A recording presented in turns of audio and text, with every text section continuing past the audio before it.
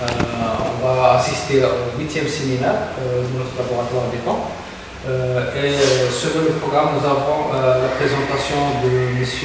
Yanis Aidi, qui va présenter ses travaux, bien l'avancement dans sa thèse intitulée Détection de l'extrémisme en ligne. Cette thèse est dirigée par le professeur Faisal Azoua. Donc, vous avez 20-30 minutes pour présenter l'essentiel de votre travail. Merci. Chère audience, bonjour à vous. Comme M. Elmer l'a évoqué, donc, je vais vous présenter brièvement l'esquisse de mes travaux, qui est intitulé La détection de l'extrémisme en ligne, qui sera présenté par moi-même sous la direction du professeur Azoua. Et pour ce faire, nous allons suivre un plan de présentation assez classique. Donc, en commençant par une brève introduction dans le sujet, puis nous allons évoquer ultérieurement l'extrémisme dans les réseaux sociaux, les données, ainsi que la source et la nature de ces données, l'intelligence artificielle et la liaison avec la détection de l'extrémisme. On ne pourra pas parler de la détection de l'extrémisme côté textuel sans parler du traitement automatique du langage. Et puis, un squelette assez vague de l'approche que je souhaiterais finaliser pour ma soutenance. Et pour finir à la fin avec une brève conclusion. Voilà. Donc, comme vous le savez tous, les réseaux sociaux sont regorgés d'informations. Donc, ils disposent d'une pléthore d'informations de diversité assez riche. Donc, dans ce volet, nous allons beaucoup plus nous pencher sur le partage d'expressions, notamment d'expressions personnelles et d'opinions. Donc, pour ce faire, ces plateformes de médias sociaux sont utilisées de manière anarchique et assez vaste pour voir à un moment donné, puisqu'elles ne sont pas sous contrôle, la publication elle peut être assez large. Vu comme conséquence le regroupement, la création des sectes en vue de la détection de l'extrémisme. Et puis, comme conséquence, ou bien une incitation, une motivation à cette thèse, la détection de ces derniers. Autrement dit, le contenu extrémiste, vu que les plateformes de médias sociaux, elles sont accessibles à des personnes tierces qui sont assez fragiles et facilement influençables. L'extrémisme sur les réseaux sociaux, on peut parler d'extrémisme politique, mais beaucoup plus d'extrémisme religieux, c'est le plus connu. C'est dans ce sens que mes recherches vont s'axer. Voilà. Quand on parle de l'extrémisme religieux, on fait référence généralement à l'adoption et à la promotion de croyances religieuses assez radicales et souvent intransigeantes. Voilà. Elles sont généralement associées à des actes et des attitudes extrêmes. C'est pour cela, ou bien autrement dit, c'est la motivation qui motive les chercheurs à travailler dans ce sens. Et de ce fait, découlent des défis, à savoir la surveillance et la modération de ces contenus, la coopération internationale, vu que l'extrémisme religieux, assez souvent, il déborde hors frontières. C'est pour cela une coordination entre différents États s'impose pour travailler dans ce sens. Et aussi la protection des données privées, bien sûr. Les données à exploiter, ou bien que je prévois d'exploiter dans mon modèle, c'est ce que je fais actuellement, elles sont de nature textuelle, vu les messages des réseaux sociaux ou bien les publications en ligne, les données géospatiales. Quand on parle actuellement d'extrémisme, on va se focaliser généralement sur le Moyen-Orient, les pays du Golfe, ainsi de suite. C'est assez répandu. On prend en considération ce facteur. Des données temporelles. Je citerai à titre d'exemple l'année 2018-2019, en parlant de Daesh. Il y a une certaine liaison entre le temps et les faits. Des données démographiques. On va prendre ça en considération, qui est lié généralement aux données géospatiales, et des modérations. À un moment donné, il y a des contenus qui sont signalés sur les réseaux sociaux, cette donnée, on va la prendre aussi en considération. Et pour la démarche de la détection de l'extrémisme avec de l'intelligence artificielle, c'est une démarche assez classique. Donc je vais commencer par la collecte et l'intégration des données. Voilà. Puis viendra la phase du nettoyage et le pré-traitement des données. Pour ces deux phases, j'utilise personnellement RapidMiner Studio. Donc si vous connaissez, c'est un outil que je vous recommande fortement. Donc il a des API avec des interfaces des réseaux sociaux, des outils de data science, ainsi que des algorithmes qui vont vous permettre l'implémentation de ces derniers sans avoir recours au code. Donc je vous le recommande. Et puis on ne peut pas parler de détection de l'extrémisme sans parler du traitement automatique de l'intelligence artificielle, du langage, pardon. Donc on aura à faire aussi avec des techniques du traitement automatique du langage pour la suite appliquer un algorithme d'apprentissage et sortir avec un modèle qui pourra prédire à un moment donné ou bien classifier beaucoup plus du contenu en extrémisme et non extrémisme, par la suite, voire même du contenu intermédiaire. Voilà. Donc certainement, ici, dans cette salle, nous connaissons tous les NLP.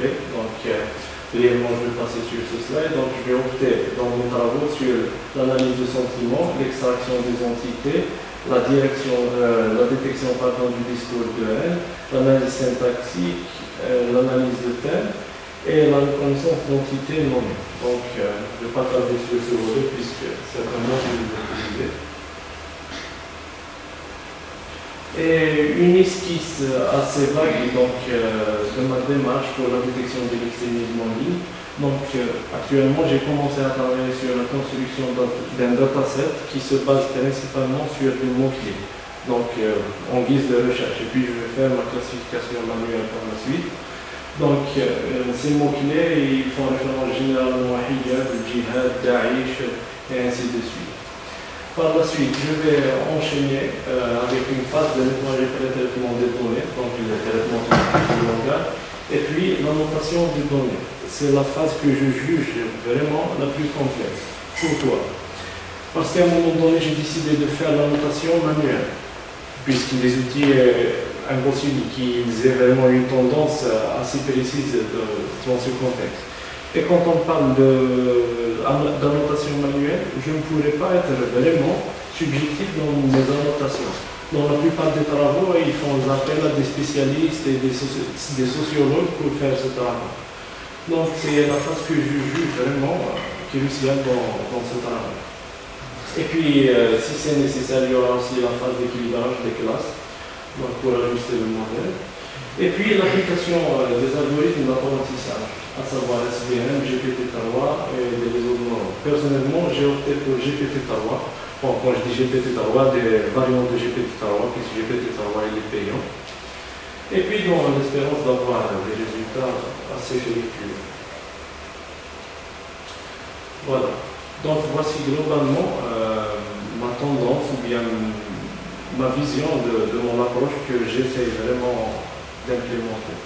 Et à un moment donné, supposons que les technologies atteignent d'un certain sommet, je ne pense pas qu'il pourrait y avoir un modèle qui pourrait prédire un contenu, qui pourrait classifier un contenu de contenu extrémiste ou non. Voilà. Donc tout se rapporte à l'aspect du comportemental. D'où j'ai décidé de conclure avec cette citation qui stipule: en cultivant le respect mutuel, nous construisons des ponts vers la paix et brisons les murs de la radicalisation. Sur ce, je vous remercie pour votre attention. Place aux questions et aux recommandations si c'est nécessaire.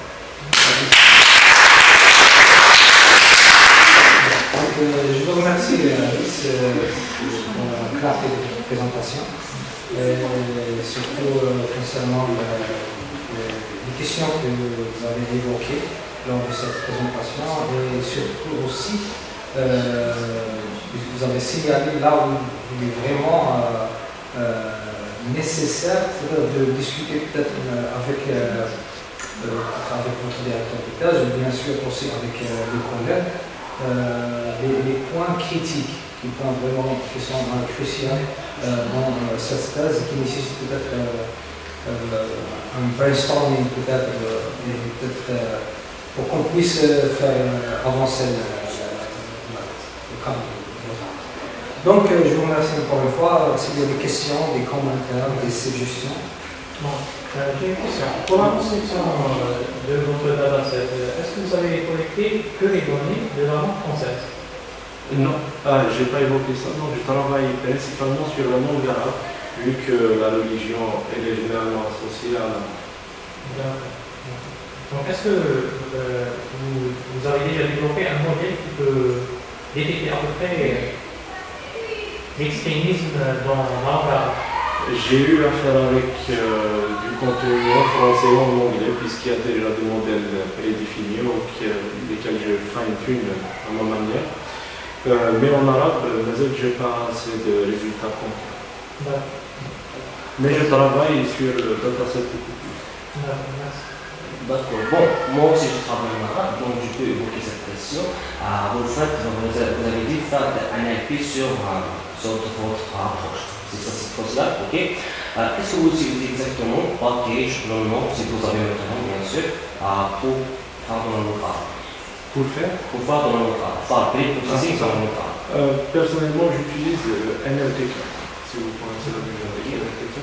Donc c'est la bibliothèque que je l'ai. Ce n'est pas le plus vieux sur package, il n'y a pas quelque chose de moderne. Si, c'est un peu vieux, mais actuellement je me suis familiarisé et je suis dans une certaine zone de confort. Il faut quitter la zone de confort. Ah voilà, mais c'est difficile. Et ça nécessite plus d'efforts. Ah, oui. Vous avez évoqué que l'annotation est la tâche la plus complexe. Est-ce que vous pouvez élaborer sur ce sujet, l'annotation? Voilà. Déjà, entre des humains, ce sujet est quelque part tabou et assez complexe à discuter. Donc, est-ce que, à un moment donné, quand je finirai mon annotation, est-ce que je suis certain à 100% que cette annotation classe vraiment l'effet comme il doit être fait? Je ne pourrais pas. À un moment donné, je vais faire mon annotation sur un certain dataset, après je le donne à quelqu'un d'autre, certainement il ne fera pas la même annotation. La dataset type texte textuel. Textuel. Donc il faut des spécialistes dans le domaine pour qu'ils puissent... Il y a une certaine Sajjan Dira qui travaille, je pense, à l'Université d'Arabie Saoudite. Elle a fait appel spécialiste pour la noter. Donc des spécialistes en psychologie et sociologie pour la notation du dataset. Ça va consommer énormément de temps, la notation. Si vous décidez de la faire vous-même, ça va consommer énormément de temps, la notation. Pouvez-vous donner un exemple de comment l'annotation de dataset, un simple exemple? La notation. Un exemple. Exemple concret. À un moment donné, moi je dirais qu'une femme doit porter un hijab. Il y aura par exemple quelqu'un qui se juge de liberté qui va dire que ce propos est un propos extrémiste, alors que c'est non, côté religieux. Donc ça diffère vraiment, c'est d'où la complexité de la chose.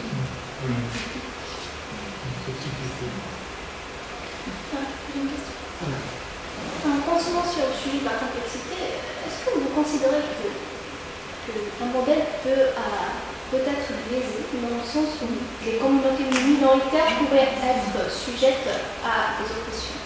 Vous savez, la plupart des chercheurs, qu'est-ce qu'ils font pour aboutir à un résultat?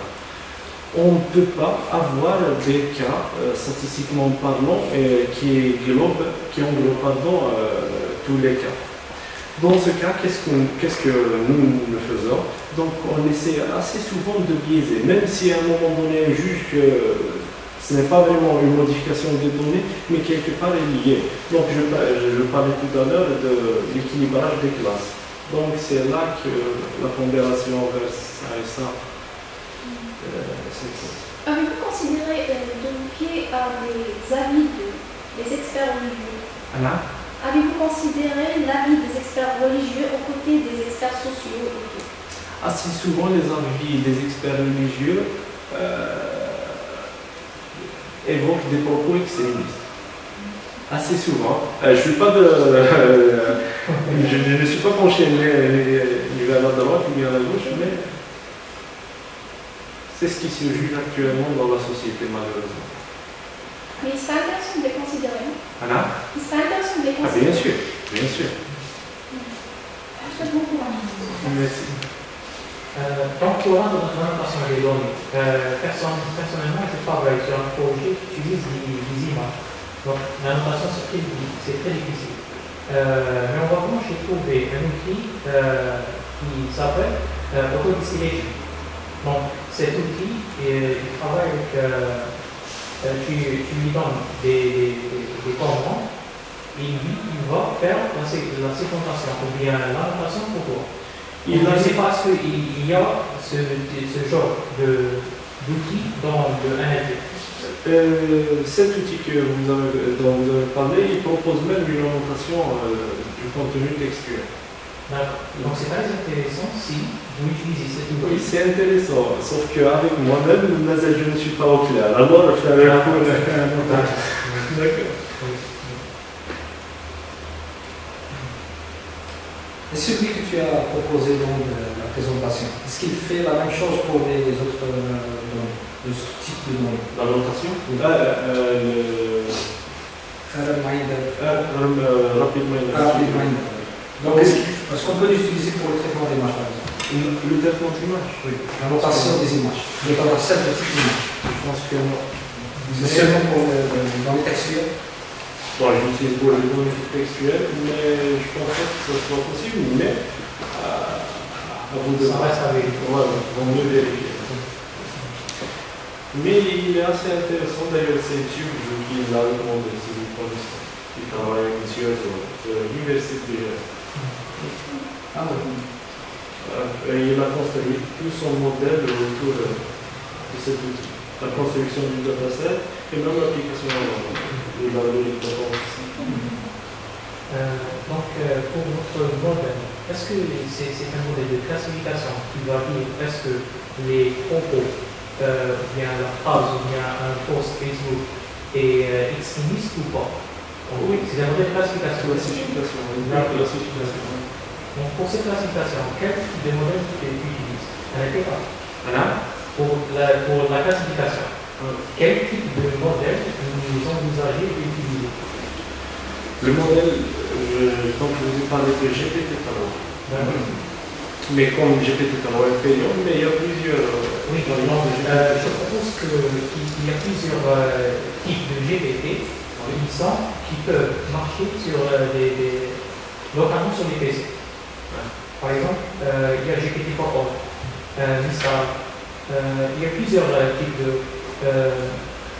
mini GPT. Donc, tous ces GPT ils sont disponibles sur une plateforme Hugging Face. Je te suggère de les essayer. Même pour le problème de l'orientation dataset, vous pouvez utiliser ces GPT, large language model. C'est peut-être qu'il sera subjectif, mais c'est meilleur que l'autre. Pour l'annotation, je ne pense pas que je vais me pencher à un moment donné vers un modèle d'annotation. Je pense pas. Mais après, un milieu revenir à toi, pour plus d'éclaircissement. Donc, ce site Hugging Face use plusieurs types de GPT. Non, Hugging Face, je connais, mais par rapport au modèle et tout, nous allons discuter. Vous allez discuter en privé? Non.